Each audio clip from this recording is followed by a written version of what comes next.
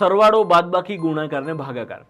તમને કદાચ એવું લાગતું હશે કે આટલું બેસિક કન્સેપ્ટ શીખવાની શું જરૂર છે? તો પહેલું કારણ તો એ છે કે આપણા કોર્સનું નામ જ છે બેસિક મેથ્સ.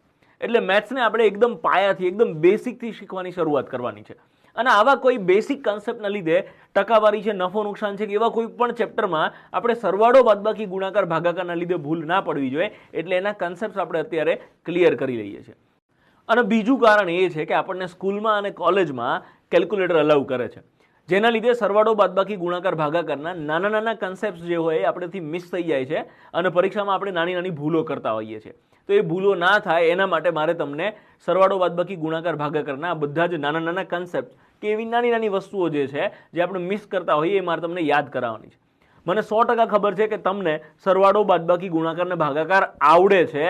મારે તમને ખાલી એ યાદ કરાવવાના છે. અને આ યાદ કરવા માટે હું તમને બે એક્ઝામ્પલ ગણાવીશ. સરવાળાના 2 એક્ઝામ્પલ સમજાવીશ, પછી તમારી પ્રેક્ટિસ માટે અમુક એક્ઝામ્પલ્સ આપેલા હશે.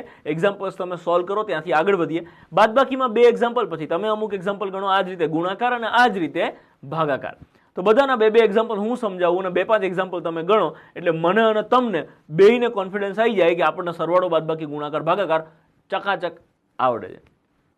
સરવાળો, બાદબાકી, ગુણાકાર કે ભાગાકાર સમજતા પહેલા આપણે એક સિમ્પલ વસ્તુ સમજીએ કે કોઈ પણ સંખ્યા હોય એના પહેલા અંકને આપણે એકમનો અંક કહીએ છીએ, એના પછીના અંકને દશક, શતક, હજાર, 10,000, lakh, 10 lakh and so on.